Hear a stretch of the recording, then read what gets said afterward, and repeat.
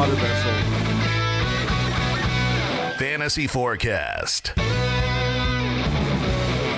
Mouth pouches. Mouth pouches. Also, for reference, I was saying bode. A bode? Bode, B-O-D-E. That's not any better. But that's not the phrase. Yeah, no, it isn't. Bode is no, it's not the phrase. I'll give you It's that. But vote of confidence. No, but when you what does bode mean? Do you guys? I feel heavy seas. Yeah, bode is negative. Yeah, bode is to be an omen of. Heavy seas boded trouble for the small craft. No, to be an omen of a particular outcome. That's Okay, what well, that's what the definition is. It's generally used in a negative context. Yeah, I would say grammatically, it was mean, right no, on par with most of them. It does. You can say something bodes well. Yeah. Something bodes well, There you go. but you don't have a boat of. And you definitely said boat. No. All right. Hey, we got the this confidence. argument is We got the moot. confidence canoe out of it, You and the said- confidence canoe is going to be riding into town often. As long as it can distract from the mouth patch. Me pa- and Ben pouch thing. Watson All right, fantasy going forecast. down the stream. The Lions take on the Bears. All right. Well, we've got Stafford. Like Stafford this week? Yes, I enjoy Stafford very much. Getting back to this, I want a Twitter poll up today of which is worse, the boat of confidence or the squirrel pouches. Mouth pouches? Mouth pouch. We'll go to Twitter today and Bigger we'll see. Bigger flub? Yeah, sorry. Go on. What's this? Is this a fantasy football show? I thought the Twitter poll would be more ingenious. I thought that was the. All right. You couldn't script it. All right, the Stafford. You were talking about Matthew Stafford. Yeah, Stafford he's been great since the offensive change. We've talked about it time and time again. Calvin Johnson finally showed up again. I have confidence starting Stafford this week. I know it's on the road and a division game, but I have a spot reserved in my canoe for Matt Stafford. Yeah, I like the Lions this week. You know, they're actually the underdog in this game. This would be my almost upset of the week. I'm not feeling the vibes of the Bears right now. Forte's up in the air. Alshon Jeffrey's out. Zach Miller's not at practice. And you've got the Lions who have been playing much better football on both sides of the ball the second half of the year.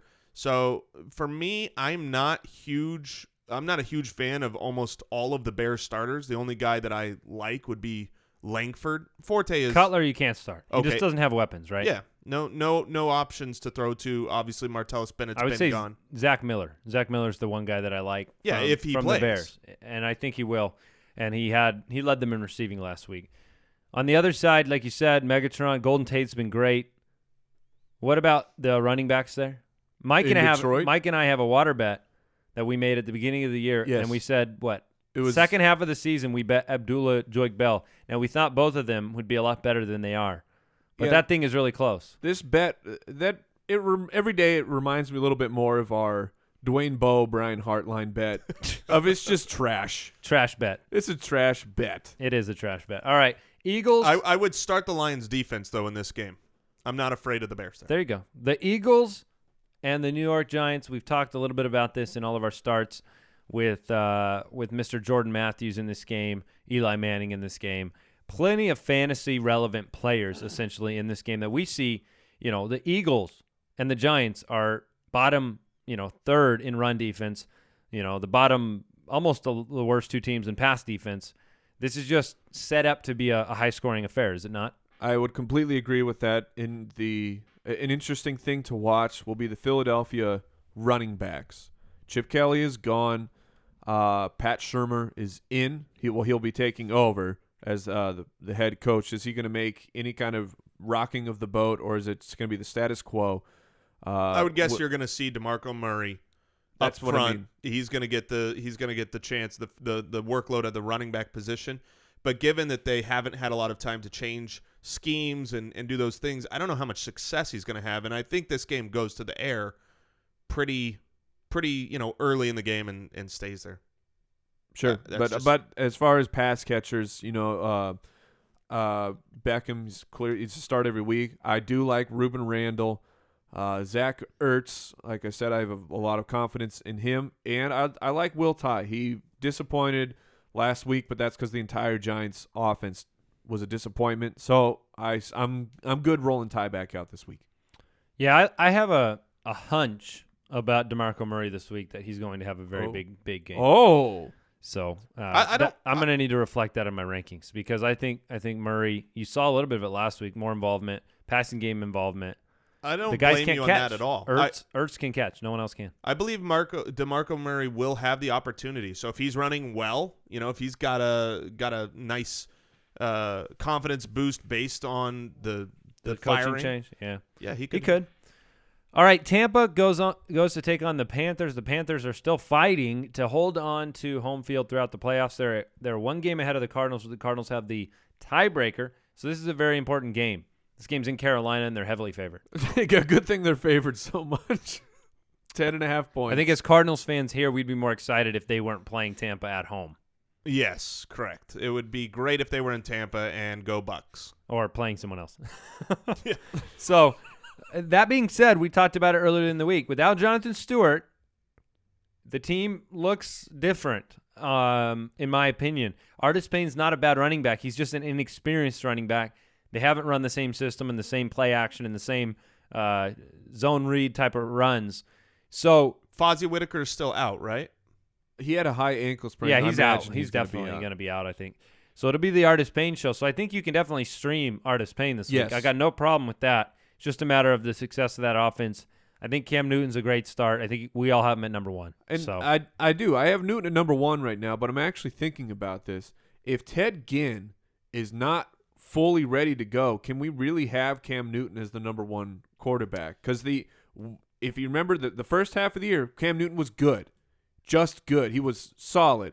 It was the second half of the year when Ted Ginn really started to come onto the scene. That's when Cam Newton started putting up the video game Madden type scores. So if Ted Ginn's not ready to go, do you have to adjust Cam at all? It's a worthy thought, but I think you have other options that have risen up. Devin Funchess can perform. Jericho Cotchery has been okay. I mean, you've got other weapons there. If you were talking about one of the top guys. Breaking news. Johnny Manziel will not play. Yeah. I am formally retracting my almost upset of the week. I am keeping it on the Ravens and the Bengals. All right. Sorry, guys. That's good stuff. Yeah, so if you've got Cam Newton and another great option, then maybe you can look to that if Ginn is out. But would you say, so let me give you an example. So Cam Newton, let's say Ginn is out. Would you start Eli Manning over him against Philadelphia? Probably not from a confidence level. But I mean that's a good comparison. How about Cam Newton or Carson Palmer? I would probably go Cam. Carson, I still think is going to have a decent game, but he is playing against the Seattle secondary, which he carved up last time. Which he destroyed on the road last time. Yeah, but I would go. If Ginn was out and Stewart's out, I would take Carson. Yeah, but it's close, and I have no problem with anybody starting Cam Newton, regardless of whether Ginn's in or out. Sure, Cam Newton could get you 90 on the ground in the blink of an eye, and a rushing touchdown, and a passing touchdown, and be fine. My point was not more so I'm going to sit Cam Newton if Ginn is out. It was just we all have him at number one. Yep. Can you keep him at number one if Ginn is – even if Ginn plays? I mean, he's banged up. You've got Mike Evans in this game on the other side of the ball going up against Josh Norman. We've seen him shut guys down who are much more talented. It's interesting because I don't have the same perspective as you do on Mike Evans and the Josh Norman thing. Tell me yours. Mike Evans is humongous.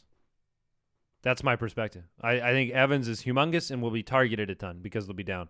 So I don't really have any problem with Mike Evans against Norman. I mean, you saw last week, I mean, Julio Jones, Mike Evans is not Julio Jones, but he's enormous like Julio Jones. And we've seen Mike Evans play against Josh Norman, though. Yeah. It did not go well. I agree. I know. When I've seen Norman play, I've seen James Jones catch passes on Josh Norman because he's big. And I think Evans is better than James Jones. He's not. No cornerback is invincible.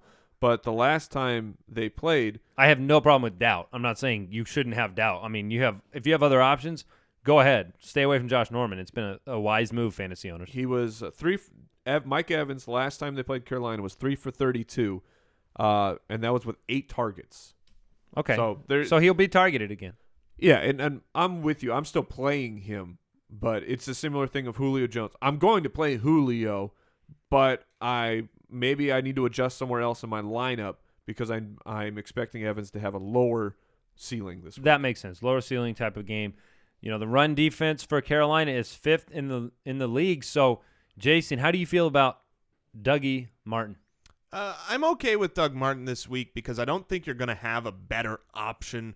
You know, if you were lucky enough to pick up guys like Tim Hightower, then it's an easy call. Tim Hightower will be above Doug Martin. But I think for most players, you're going to have to play Doug Martin if he's on your team, and he should be okay. I don't expect him to have a big blow-up game against the number 5 rushing defense, but I don't think the fumble is going to stop him from getting the rock. You know, they want that rushing title. He's close to the rushing title, and so they should get him involved in this game. Yeah, the second half of the year, he's been great. Doug Martin, I mean, he has been playing against lower-level rushing defenses, so this will be a nice test for him, but I'm still comfortable starting him. Before I move on to the Rams 49ers game, if Ginn starts, do you play Ginn? Ooh. Because people have to be a little sour after last week, but he was on quite the roll. Yeah. And if they're going to hang on to this division lead, he's going to have to play a part, I think. I'm guessing in your championship game that you've got better options than a hurt Ginn. That's my guess. And I would probably rank Ginn as, you know, a low-end wide receiver 2. And in a championship game, you probably have 2 or maybe 3 guys that are above Yeah, that. for me, last week where I was willing to play him as my wide receiver 2 as I shoot for the moon because I want to win, I'm not comfortable with him there. I would flex him, though. Okay. The Rams take on the San Francisco 49ers this week. This is the Case Keenum Gabbert Fest.